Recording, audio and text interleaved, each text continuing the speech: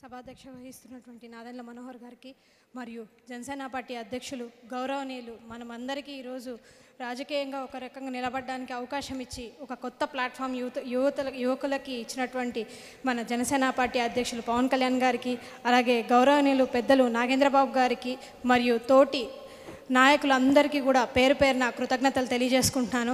ఈ సందర్భంగా నేను ఒకటే విషయం తెలియజేస్తున్నాను.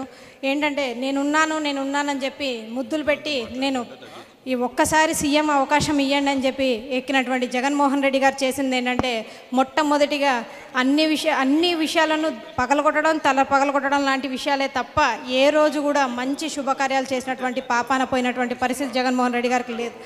ఎందుకంటున్నానంటే జనసేన పార్టీలో మన పవన్ కళ్యాణ్ గారు తీసుకున్నటువంటి నిర్ణయాలని ఆ జన సైనికులు కానివ్వండి, వీర మహిళలు కానివ్వండి ముందుకు నడిపిస్తున్నటువంటి పరిస్థితిని చూసి ఆయన ఉక్కిరి బిక్కిరి అయిపోతున్నారు. ఆయన మంత్రులు కానివ్వండి, ఆయన ఎమ్మెల్యేలు కానివ్వండి స్థానికంగా మోకాలు చూపించుకోలేనటువంటి పరిస్థితి.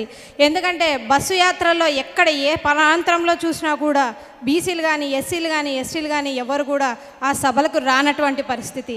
మొన్న మా ఊర్లోనే జరిగినటువంటి పరిస్థితిలో కూడా ఎక్కడ కూడా కనీసం ఒక 2-3 రోలు కూడా కనీసం జనం నిండకపోవడంతో అదే విషయాన్ని మీడియా చూపిస్తే ఒకటే విషయం చివరికి మేయర్ గారు కూడా వాళ్ళ కోపం తట్టుకోలేక చివరికి మీడియా మీద కూడా విచిత్రమైనటువంటి దూషించేటువంటి పరిస్థితి. అంటే వాళ్ళకి ఎంత కడుపు మండిపోతుంది అనేది ఇది ఒక చిన్న ఉదాహరణ మాత్రమే. ఎందుకంటే కేవలం వాళ్ళు ఏంటంటే వాళ్ళ పబ్బం గడుపుకోవడానికి, అవినీతి చేయడానికి మాత్రమే ఒక్క ఛాన్స్ అని ఎక్కినటువంటి ప్రభుత్వం ఈ జగన్మోహన్ రెడ్డి గారి ప్రభుత్వం. రాయలసీమ ప్రాంతాల్లో ఎప్పటి నుంచో రైతుల కష్టాలు, ఎంతోమంది రైతులు నీళ్లు లేకపోతే వాళ్ళు పంట పండించుకోవడానికి ఎంతో ఇబ్బంది పడుతూ కౌలు రైతులు ఆత్మహత్యలు చేసుకుంటే ఒక రాయలసీమ ప్రాంతానికి సంబంధించినటువంటి సీఎం అయ్యుండి ప్రతి ఒక్కరూ రాయలసీమ ప్రాంతానికి సీఎంగా ఉంటున్నప్పటికీ కూడా ఏ రోజు కూడా రాయలసీమకి న్యాయం చేసినటువంటి పరిస్థితి లేదు.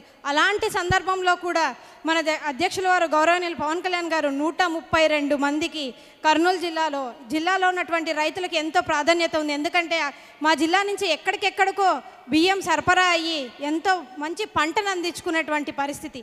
అలాంటి రైతు గిట్టుబాటు ధర ఇవ్వక చనిపోతుంటే అలాంటి రైతులను ఆదుకున్నటువంటి మొట్టమొదటి ఏకైక నాయకుడు ఎవరన్నా ఉన్నారంటే అది ఒక పవన్ కళ్యాణ్ గారు మాత్రమే అని సందర్భంగా సగౌరవంగా చెప్తున్నాను. ఒక రాయలసీమ వాసిగా ఎందుకు ఇంత గట్టిగా చెప్తున్నానంటే మమ్మల్ని కేవలం ఓటుకో, నోటుకో లేకపోతే రిజర్వేషన్కో వాడుకున్నారే తప్ప ఏ ఒక్కరు అన్ని ప్రాంతాలు కలిపి ముందుకెళ్ళాలని ఏ రోజు ఏ నాయకుడు ఏ రోజు మాట్లాడినటువంటి పరిస్థితి. కానీ ఒకే ఒక్క నాయకుడు ఎవరన్నా ఉన్నారంటే అన్ని ప్రాంతాలు సమానంగా ముందుకు వెళ్ళాలి, సమానంగా ముందుకు నడిచి ప్రతి ఒక్కరు వెనుకబాటుతనం లేకుండా ముందుకు నడవాలని చెప్పినటువంటి ఏకైక వ్యక్తి మన పవన్ కళ్యాణ్ గారు. ఇలాంటి నాయకుడిని మనం ముందుని నడిపించి ఖచ్చితంగా రేపు 2024లో సీఎంగా ఉండేరా మనం అందరం కూడా కలిసి పనిచేయాలని సందర్భంగా తెలియజేసుకుంటున్నాను. Thank you sir. ఈ అవకాశం ఇచ్చినందుకు థ్యాంక్ యూ సో మచ్.